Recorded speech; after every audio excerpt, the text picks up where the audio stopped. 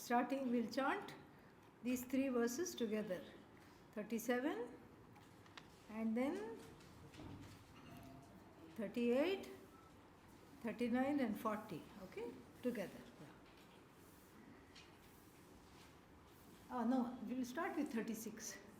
Sukham tvidanim trividham shृणु me bharatarshava abhyāsādramate yatra dukkhantanna nigacchati yattadagre vishamiva parināme mritopamam तत्सुखं सात्विकं प्रोक्तं आत्मबुद्धिप्रसादजं विषयेन्द्रियसंयोगात् यत्तदग्रे मृतोपमं परिणामे विषमिव तत्सुखं राजसंस्मृतम् यदग्रे चानुबन्धे च सुखं मोहनमात्मनः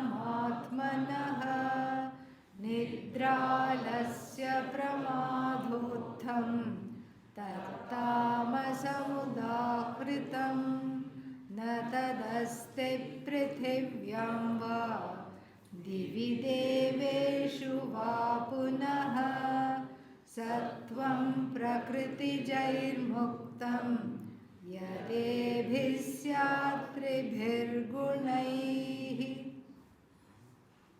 So, sukham tu idanim trividham me shruno bharatarshava. O Arjuna, listen to the three types of happiness. We have done this one, but just to revise. Abhyasad ramate. Abhyasa here means out of repeated practice, ramate. And here we talked about the examples of happiness journal. What is that? Gratitude journals. People have to, even in the utmost of difficulties, one has to remember what is that? Gratitude. Many things that make me happy, many things that make me grateful for life. And even the doctors prescribe what? They prescribe the gratitude, writing gratitude journal. Gratitude journal means writing for 5 things that are wonderful in one's life, no matter how difficult everything seems. See, here comes one. And then so we have to list things like this repeatedly to make it to make it much more objective, because the mind plays tricks. The more one starts going into the difficult situations, the more the difficult situations amplify. Like what? Amoeba. They just keep reproducing and reproducing and reproducing all the time. And so one has to be vigilant. Abhyasad ramate yatra. This is a sattvika habit, and it will yield to sattvika happiness, we are told in the second line of the 36th verse. And then that which makes an end to dukkha, and then takes you on the other side of the sorrow, because the sorrow comes out of the gunas, whereas the happiness is your own. You see, there is a difference there. So the sattvika happiness is very close to the happiness of one's own nature. Why? Because that is how it is, one's own nature. How it is, that one's own nature means the svabhava, swarupa. So, Atma Prasada. Atma Prasada means here the mind is giving permission for one to be in the happiness of Atma. The mind is not causing a lot of, riots. The mind is not forbidding you from living this happiness, from expressing this natural happiness that everybody feels. So that happiness and the sattvika, the happiness that is your own nature, and the sattvika happiness are one and the same. They are closely aligned. And that is what is talked about here. That's why abhyasad ramate. So if I make it a practice to keep plugging into that happiness, plugging into attitude of gratitude and looking at life objectively, then it becomes my nature. And then describing the sattvika happiness, as we saw, yattadagre visham iva pariname amritam upamam. Upamam means, what is upamam? What you had for breakfast? Yeah? No. Comparison. Upama. Upamam. Tulyam. So, that which is visham and amrita tulyam. Visham amritopamam. So that which is comparable to Visha. Visha means poison. Amrita means the opposite. Nectar of happiness, nectar of immortality. And so the sattvic happiness is that which in the beginning gives a lot of difficulty. But then you don't give up. You persevere. You have dhriti, you have shraddha.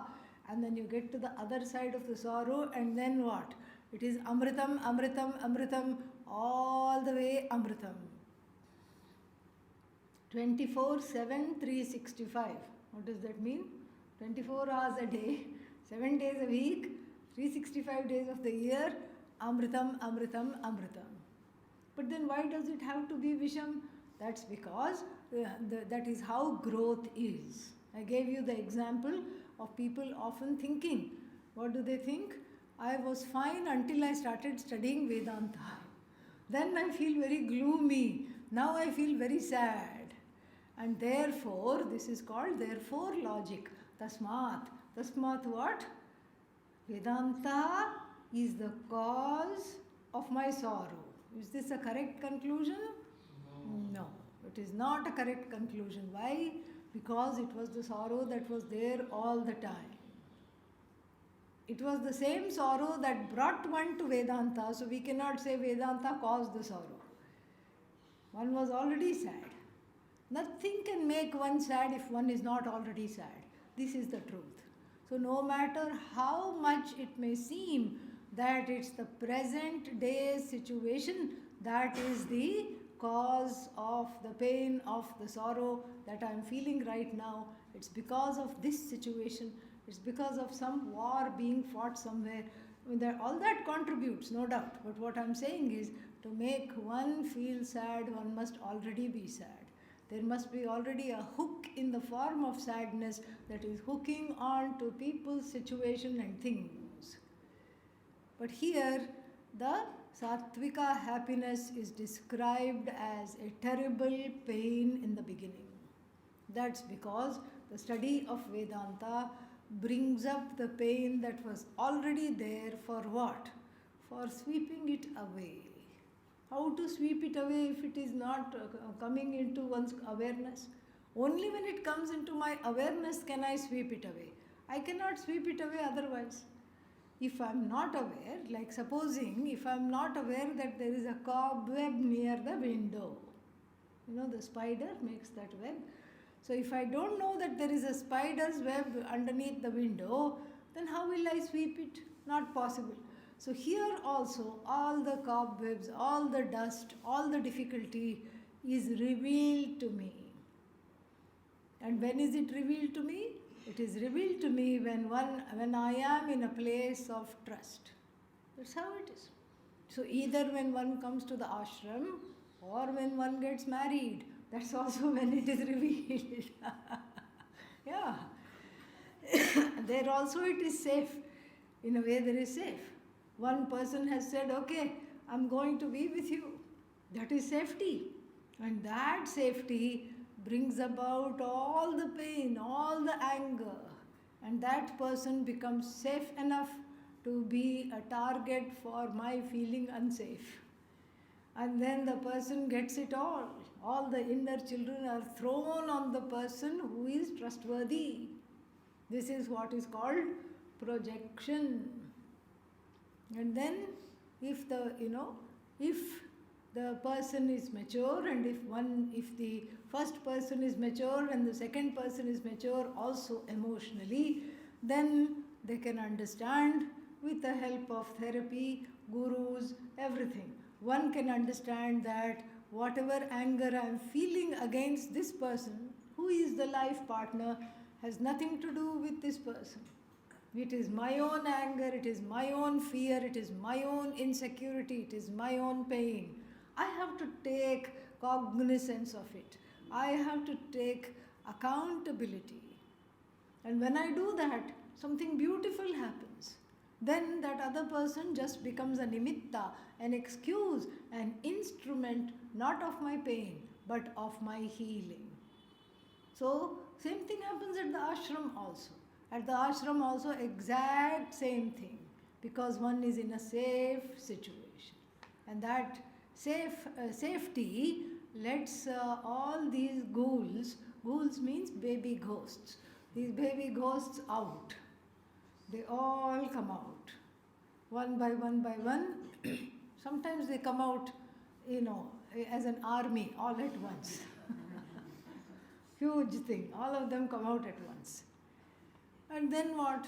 And then you come to the ashram, what you want to do is just not even get up from under the cover. But then, morning to night, there are classes to attend and shastra to assimilate. What to do? Somehow I have to go. I have to go to class. I have to do this. I have to do that. And slowly that pain transforms because one is exposed to this teaching that this pain was there from what? Many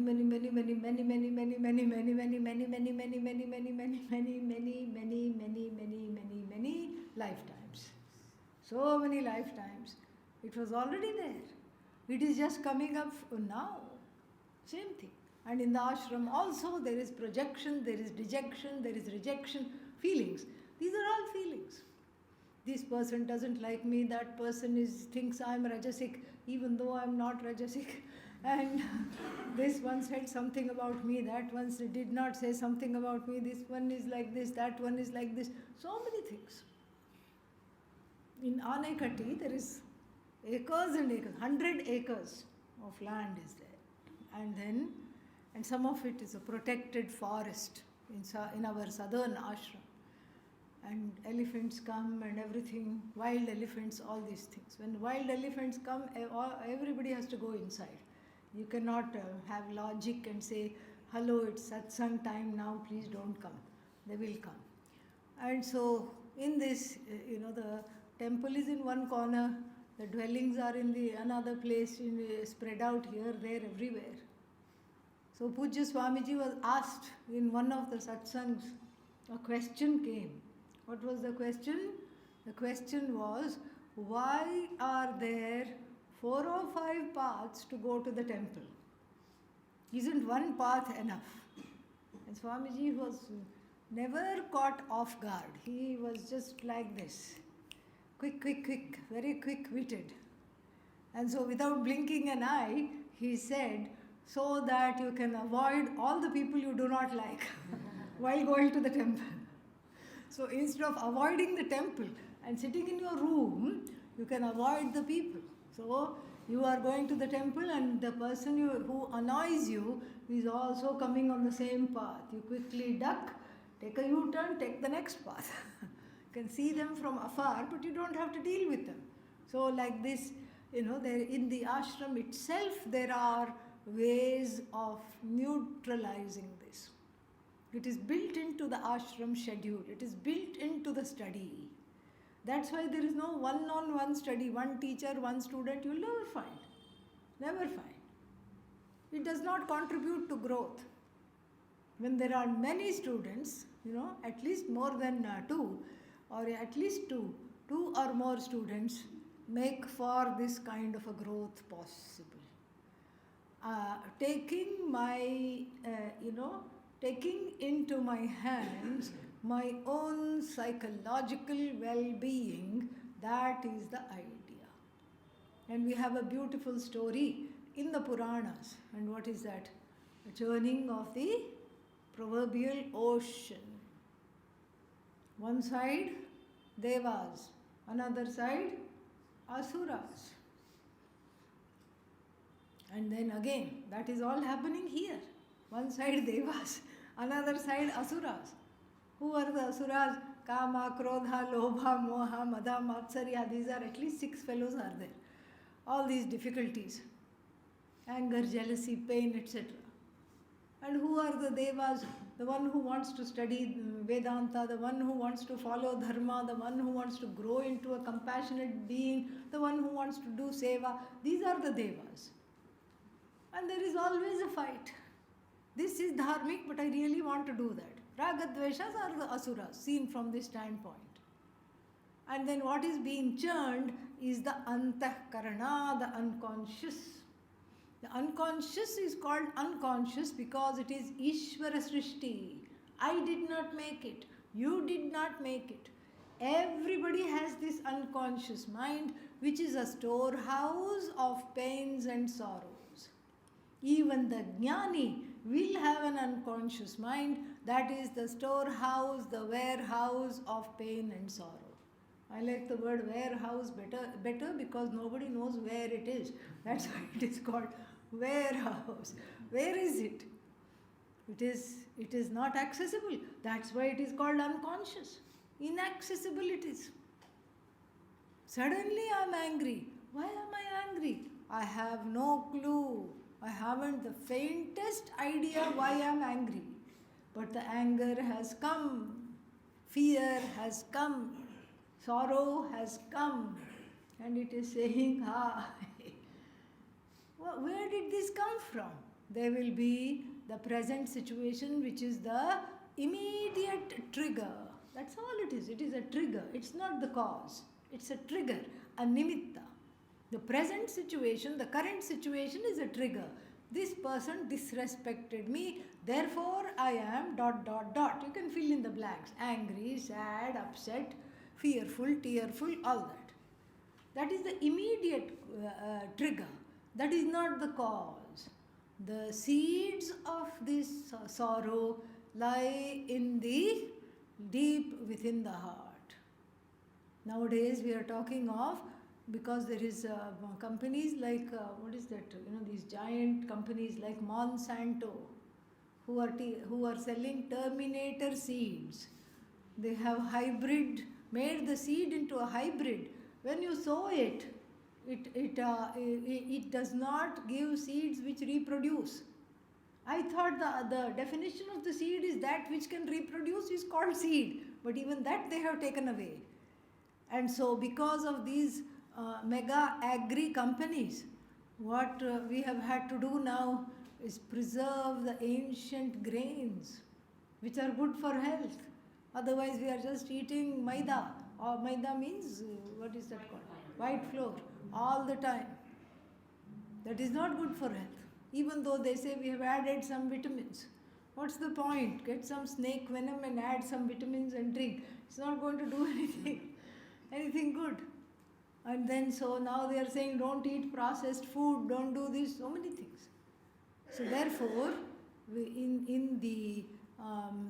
in Northern Europe, in the Arctic, there is a seed bank under ice. Very few people are allowed. And then you can see they have put all these seeds, rare seeds, because one day, if supposing some world leader makes a stupid decision and presses a button, mushroom cloud, because of her own raga dvesha, presses the button, and then we have to seed the earth from the beginning. This seed bank will help. That is like the unconscious. The seeds of the sorrow are already there. The present situation just gives the magic code to open the door to the unconscious and bring out the seed. That is all that is happening. Even though it's easy to blame the current situation, the person, the event and the issue, it is not the other person. In fact, we say Vedanta starts to make sense when I stop blaming others and when I stop blaming myself. That is when Vedanta starts to make sense, not otherwise. Not at all otherwise. And then, so this is how we have to understand. We have to see this properly. And so why is it like Visha in the beginning? This unconscious mind which is developed from 0 to 4 years. Child doesn't understand. Mother says, I'm going to the bathroom. The child says, oh my God, it's doomsday. Mother went behind this door and is never going to come out. Child sits there and cries. Child doesn't understand the concept of 5 minutes, 10 minutes. Nothing. Mother says, I'm going to take a bath. I'm right here. You just sit here, play with your toys. Child doesn't understand. It's afraid. It needs the parents for the security. Mother makes mistakes. Who doesn't make mistakes? Every parent, no matter how wonderful they are fallible. Mother drops the child at age 9 months. Doing, down a flight of stairs. Somehow the child grows up with this pain intact. There was once a student, he was always having some kind of some blurred vision or something like that. And he had gone to so many eye doctors, everything, nothing had helped. I know one very skilled Ayurvedic doctor in America. So I took him there. And then we were just talking. I happened to be in that same place giving some lectures where the doctor was. So I was able to say, let's go there and see him.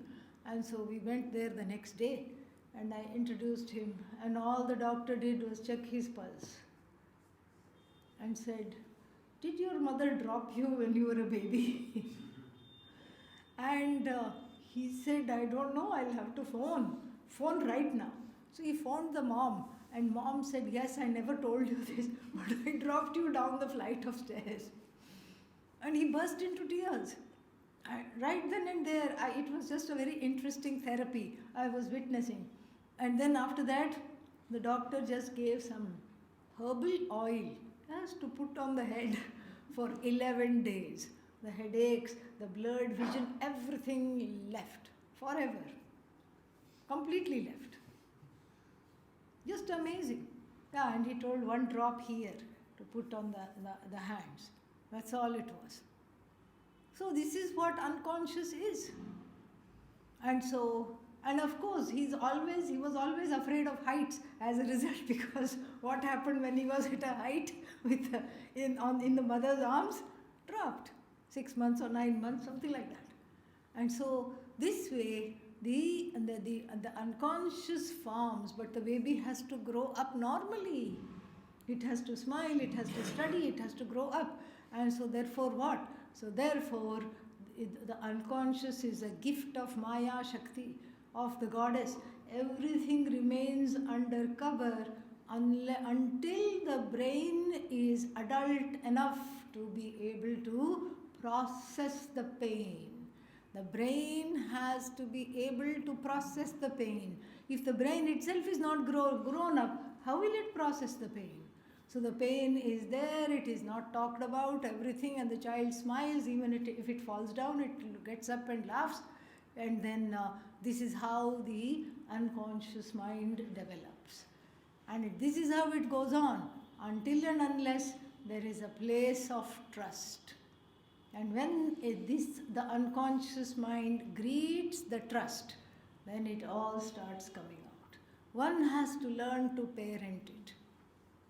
And that's why it is Visham in the beginning. To go through this kind of a pain is not easy. It is not for the faint of heart. In every tradition, they talk about, what is that called? Dark night of the soul. Dark night of the soul. Vision quest. And then many such terms are there, where you go on an inner journey and discover the source of this pain and eradicate it. In fact, the Shastra eradicates it. You don't have to eradicate it. You have to acknowledge it and help the Shastra in cleaning it up. That's all. That is what is Mananam and Nididhyasanam. That is what it is. Shravanam is showing this the moldy unconscious, which is all buried underneath some light. The sunlight of the Shastra, it is exposed to, it thaws out. And then by Mananam and Nididhyasanam, it is mopped up and then left. That is why it is difficult in the beginning, and then it is after the unconscious is not gotten rid of. It is a baby. What happens to the baby? It grows up, it integrates with the adult. The unconscious, with all its difficulty, is embraced. You have to reparent yourself. You have to reparent yourself. You have to be the adult. You have to be the Vedanta teacher to this baby. You have to say, I know nobody was there for you. I will be there for you. You have to talk to the child and make it talk. What will the child say? Yeah, right. You have never been there for me. What are you talking about? You're not going to be there for me right now. You have to win the trust of the inner children. And then a day comes where it is just like that. It is there, but it does not cause problems. That is why it is Visham in the beginning and Amritam at the end. Another reason why Sattvika happiness is called Visham in the beginning is because when one first comes to Vedanta, what does one has to do? Gain Daivi Sampat, put away Asuri Sampat. All the Asuric ways one has to let go of. One has to gain what? Shama, Dama, Uparati, Titiksha, Shraddha, Samadhanam, Viveka, Vairagya. What else? Mumukshutvam. All these qualifications to gain, it's not easy. Very difficult. And then one has to learn to not retaliate. One has to learn to not internalize. One has to learn to not take things personally. All this one has to do. And so therefore, it is difficult in the beginning, but the payoff is infinity. Infinite payoff. Therefore, it is described as difficult in the beginning, like poison in the beginning, and then later on what? Amrita. Same thing happens in the churning story. When the ocean is churned in this metaphor, with the devas on one side and the asuras on the one side, first what comes out is poison. What is it called? Hala hala. Worst of the poisons. In fact, a poisonous snake by the name of Vasuki is being used. Poor snake is being used to, put 1.5 times around a mountain, and it is being used as a churning, not rod, but churning rope. And then the devas are tricked to catching the mouth of it.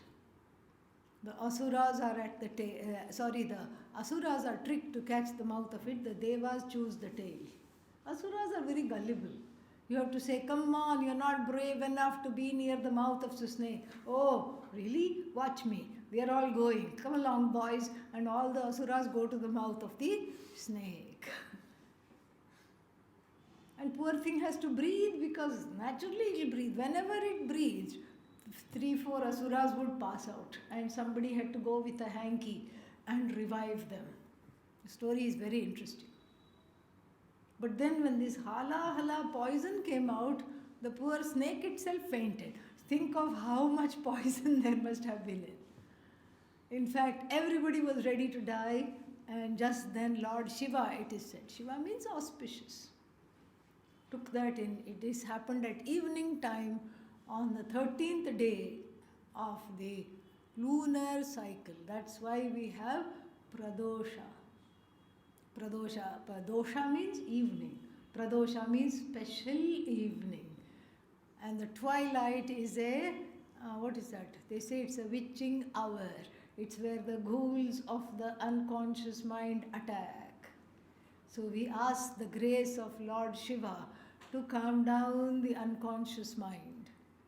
and to help us grow emotionally. That's why we have the evening worship. It's very beautiful. So this is Sattvika happiness. The Rajasika happiness is the opposite. What is it? Read that. 38th verse. Vishayendriya samyogat. Vishaya means objects. Indriya, sense organs. The happiness that is generated by external contact of the sense organs with the sense objects gives what? Immediate gratification. Just now I want this. Just now I got this. Samosa, samosa. Fantastic. Got it. And then what? Happiness is immediately generated. It is like Amrita. Except it is samosa. That's all. Samosa Amrita. Okay? And samosa in the form of Amrita. Instant gratification. And then what? I like it so much. Then I eat another. Then what? One more. One more. Mind you, this is not samosa eating contest. Those are also there. But after 3-4 samosas, what happens? Some ditty. Acidity, stomach pain. I'm clutching the stomach and getting into a fetal position, rocking back and forth. This is what happens.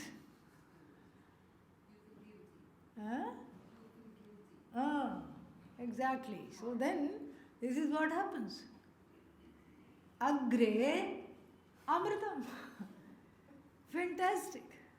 Same thing. You say, oh, I'm not fond of samosas. Doesn't matter. Replace gulab jamun. Same exact things. No, I like laddus. Okay, even better. Laddus. 5-6 laddus. Swaha, swaha, swaha. And then what? Exactly. Then one is in great distress. So the Rajasika happiness is one whose sources are outwardly focused, which looks for the source outside around itself. Paranchikhani vyatrinat swayambhuhu parak pashyati naja antaratman. We saw this where? 5th chapter. No? Kathopanishad. And we saw this in the Kathopanishad. And so just like that, all the sense organs are facing outside.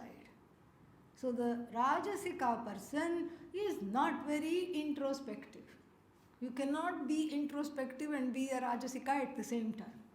The very act of introspection presupposes some Sattvika nature, and so what does the Rajasika person do?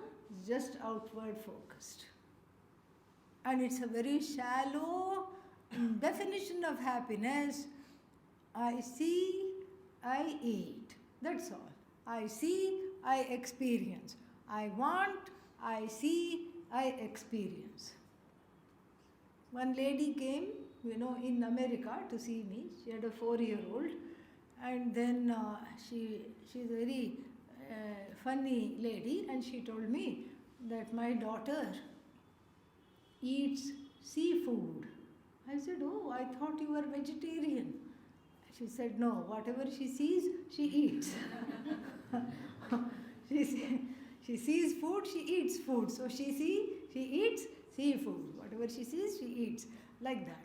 This is in a 5-year-old it is excusable because still the Shama Dhamma is yet to develop. But then here here we are talking of an adult, a Rajasika predominant person will always look for one, sense-based gratification, comfort, taste, all this is very, very important.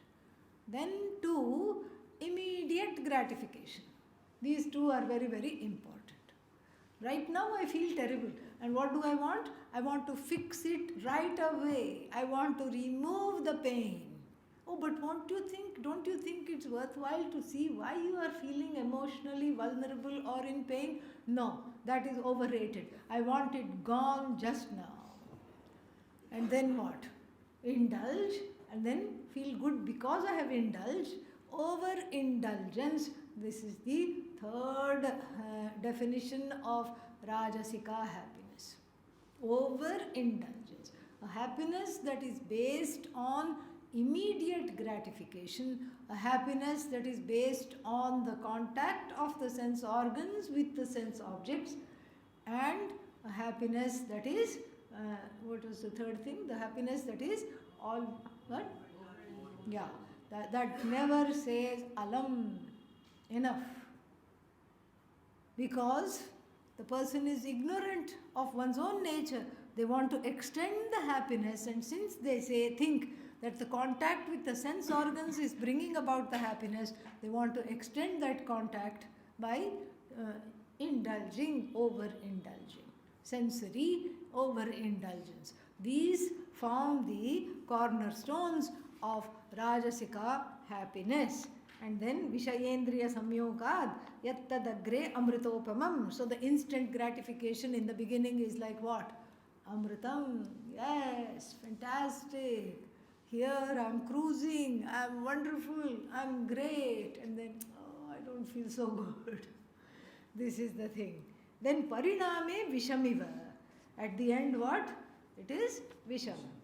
Oh, but that's just, 1 day of samosas. Tomorrow I have recovered. Okay, then how many tomorrows are there? Day after tomorrow, overindulgence. Day after tomorrow, short recovery. And then overindulgence. So this way, all the sense organs are worn out. Like the teenagers listening to music. Sometimes I have seen, they'll be sitting in the car. Car is parked. All the windows are up fully. And then the whole car is vibrating. And you can hear it. Imagine what is the decibel of the sound inside the car. And if they keep hearing like this, what will happen to the poor ears? Made by Bhagavan, no doubt. But still, even that has its limits. It's not supposed to be done like this. So this way, over time, all the things are completely worn out. Nachiketa points this out again in the 5th chapter of the Bhagavad Gita. What does he say? Yat indriyanam jarayanti tejah. Jarayanti. The indriyas grow old because of this overindulgence. This is Rajasika Sukham. And finally, Tamasika Sukham. Yat agre cha anubandhe cha. From start to finish. What is there from start to finish? Sukham mohanam atmanaha. A deluded sukham where I think I am happy. I think I am happy, but what am I? I am not happy at all. Then what am I doing? One of 3 things. Nidra. I am sleeping.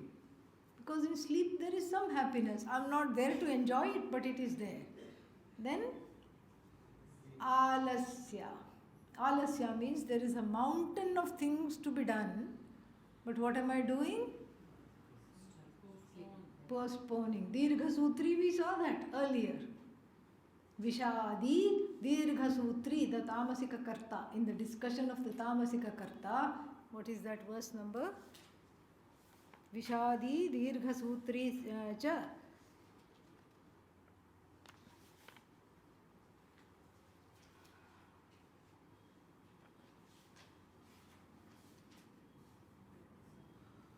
$27? 27 or 28? Yeah, Vishadi Dirgha Sutri cha Karta Tamasaha Uchyate. So same thing corresponding here. Alasya means there is a happiness in not doing what is to be done. A strange happiness which only certain people can feel. If one is sattvic or even rajasic by nature, one wants to finish quickly doing things so that I can relax. But if one is tamasic, tomorrow, let's see. What's the big deal? Why should I do it now? We see this often in, government offices. Because people are not paid very well. And then number one. Secondly, it's a It's the effects of colonization are still there in country like India. We never think we are working for ourselves. We always think we are working for somebody else, so why should I put the effort? This is the colonial legacy. And so the working hours are, let's say, 10 to 6. 10:30 the person will walk in. You have been waiting half an hour for them. And they'll say, relax, come on, what's your problem? Relax. Do some japa, they will tell you. They will give you some free advice about spiritual growth. Slowly they'll put on the fan. And then they have brought a nice dabba, tiffin dabba from home that they don't want anybody else to see what else is there. That they will put in the cupboard and lock it up. And then they'll dust the table a little bit, put the files. The files are not, looked into. They're just stacked, that's all. They just put it. And then they will say, yes, how can I help you? And then you go on about some land and lease and needing some papers and this and that. They'll say, yeah, right now it's tea break. Just 5 minutes to tea break. Come back from tea break. After that, I will look into it. But you just arrived. Yes, it happens. Yeah, there was traffic jam. So go. And then you just say, okay, I'll go. And you come back, because of the traffic jam or whatever it is, you come back just 5 minutes late. And the person looks, you never came at the right time. I told you to come at such and such a time. You are 10 minutes late. Okay, so what? Okay, please give me this now. Well, that man who was going to bring the papers is already come and gone. So you didn't tell me which kind of paper you wanted, which kind of government stamp paper you wanted. So now it will only be tomorrow. And tomorrow the whole thing repeats itself. And you just feel like you're in a hall of dust, papers and files. So this is the whole government is like a, what's that, machinery. Not just in this country, in every country. In America also it's its own red tape and everything. Because there is a certain resentment on part of the employees which is there. So there what we encounter is a collective tamas. And so that is what it is. So that this is what alasya, keeping on putting it off, putting it off, putting it off. And then pramada, mistake. Mistake means negligence. One neglects one's work and then hence there is a mistake. One neglects the work and therefore there is mistake, and that is what is called the pramada. Neglect and mistakes, all this they get and one wonders, okay, the person is getting some kind of a vicarious enjoyment. Why? Because this is the only place he or she has some power, and in expressing that power, there is a little happiness there, even at the cost of annoying everybody else. This is the tamasic happiness, quote unquote happiness. And then he concludes this section by saying, Natadasti prithivyam va divi deveshu va punaha. There is not, sattvam means a being here. Don't confuse sattvam for sattvika guna. The first word in the second line is sattvam. It means a being, not just a human being. Deva, manushya, any kind of a being. There is not a single being in the world or in any of the lokas which is free from these three gunas born of Prakriti. 3 gunas born of Prakriti. No one is free. And then to that we have to add until one has self-knowledge. Then one is free. Otherwise, what's the point on discussing these gunas if we cannot be free? If we cannot be free, what's the point? And why would Bhagavan tell Arjuna in the second chapter? What did he tell Arjuna? Traigunya vishaya vedaha nistraigunya bhavarjuna nirdvandvo nitya sattvastha niryogakshema atmavan. Nistraigunya bhavarjuna. The subject matter of all the Vedas is what? These three. The Veda itself is in the spate of, in the spell of the gunas. You be free from the gunas. Here also we have to be free from the gunas. But how to be free from the gunas? There is a formula.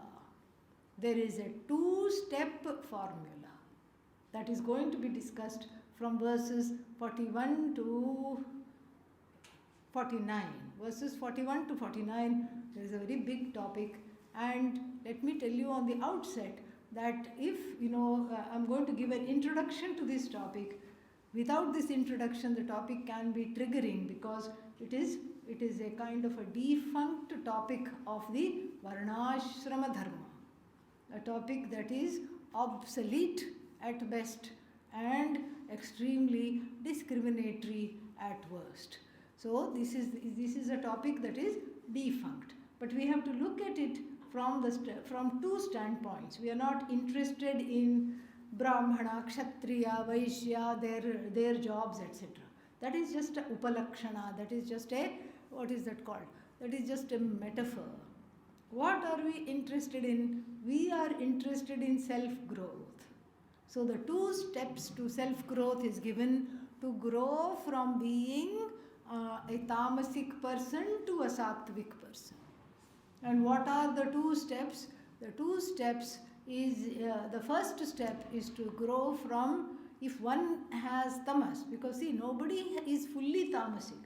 Maybe in one area I have more tamas, in another area I have more rajas, in one more area I have more sattva. Let's say a person is sattvic generally by nature.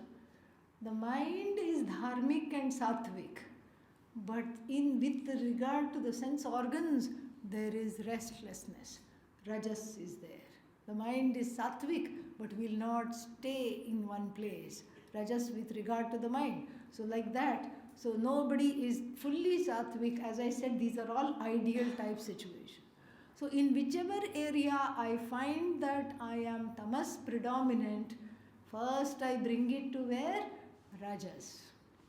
Then from rajas I take it to sattva. This is one trajectory, one step. Side by side there is another step, which is the expression of my own swadharma. That is the second step. So the first step is a growth from tamasic to rajasic to sattvic. And sattva being just like Atmajnanam, all very close to the cheerfulness and the happiness derived from Atmajnanam. This is how it is. But then from Rajasic to Sattvic, this is one trajectory. The second trajectory is holding on to my Swadharma for dear life. Because as we saw, Swadharma itself has 2 components. What are they? First is what are my duties? Everybody has duties. You are born in a family, there are duties. Except when you are a small baby. And later on your duties. Even when you go to play school, there is a duty. You have to go here. And then if there are siblings, there are duties. You have to share the toys. You can't just keep all the toys to yourself and mine. You can't say and then beat up the siblings. There are duties. There are duties as one grows up towards the mother, towards the father, towards the sister, brother, towards the teachers in the school, towards the society, towards the friends. These duties, this is the most obvious component of what is called Swadharma. Most obvious component. Then there is a smaller, a lesser understood component which causes a lot of confusion. What is my Swadharma? And that has to do with whatever I need to express in this life. And here one is waiting for some big magnum opus, means some big thing. I'm going to write Ramayana, that will be my contribution to society. No. One of the romantic poets, Milton, wrote in his very long poem called Paradise Lost. And the last line is beautiful. They also serve who only stand and wait. Maybe the job is that of a Dwarapalaka, minding the door. And nobody comes, nobody goes most of the time. Only when somebody comes, somebody goes, some action is needed on the part of the doorkeeper. Otherwise, the doorkeeper is just like a doorknob. May as well be a doorknob. No job. But still, a job well done as a doorkeeper is also a service. Like in a machine, there are many, many different components. The piston, the engine goes this way, this way, this way, this way. Then there is something else moves that way, that way, that way. Another thing moves up and down, up and down, up and down. And then there is the nut, which has to stay absolutely still. The nut has to stay absolutely still. If the nut had a human mind, it would say, oh, this is so boring. Look, this one is going like this, like this, like this, contributing. And that one is going like this, even more interesting. This one is going like this, that one is going up and down and jumping and all these things. And what is my life? Why have I been given this? I have to just sit tight? What is this? And the nuts is discontent. It tries. It tries moving this way, nothing happens. Then it says, let's try the other way. Little loose. See, like the piston, like the thing that is moving round and round, I can also move. I can also move anti-clockwise. Oh look, I'm moving faster and faster and faster. What happens? The whole machine collapses because of one nut. Pun intended. That's why it's called nut. This is what it is. This is Swadharma. Being at peace with what I have to do, because I can't do always what other people are doing. I can't do always what I like. I have to learn to like whatever it is that I have to do. Whatever it is I have to do, I have to learn to like. This is the whole idea. Because, to the extent that one can choose, you choose. So this doesn't always mean occupation. Frequently it does. Swadharma does mean occupation, but not always. That's not the entire discussion of it. Swadharma, part of it is occupation, part of it is the duty, and then the other part of it is whatever comes naturally that I can express, and then I can contribute in this way. And it doesn't have to be a huge thing. It can be a very, very, very small things. And so therefore, in the ancient times, when the Bhagavad Gita was written, this so that everybody could pursue moksha, the society was divided into these 4 categories. In fact, people keep talking about what is that called? Caste system. This has to be cast out. Because we find the same thing in the French society. We find the same thing in the British society. We find the same thing in the societies that used to practice slavery. Every society. There is division of people, haves and have-nots. People who are managers, CEOs and such people. People who are the support staff, who help them. People who are the brains of the organization. People who are leaders. People who are accountants. These are the kinds of things in every society it is needed. And that Adi Shankara says in the introduction to this section, it is based on the disposition. Not on birth, not on karma, but karma little bit perhaps, but karma means prarabdha karma. Perhaps a little bit of prarabdha karma is involved. Why am I good at music and not at this? Some prarabdha karma is there, but still, when we talk of Swadharma, this is whatever I have to do is based on 2 things. One is my disposition, and the second thing is my duty. So the duty and the disposition decide what I am good at. not for the whole life, for right now. And with this introduction, let us look at the first verse. Brahmana Kshatriya Visham Shudranancha Parantapa Karmani Pravibhaktani Swabhava Prabhavairgunaihi. We'll take it up at satsang time. If there are questions, I will answer that also. You can put the questions in the box. And then what else? That is at a new time now, 7:45. Om Purnamadah Purnamidam Purnat Purnamudachyate Purnasya Purnamadaya Purnamevavashishyate. Om Shanti Shanti Shanti. Hari Om Shri Gurubhyo Namaha. Hari Om.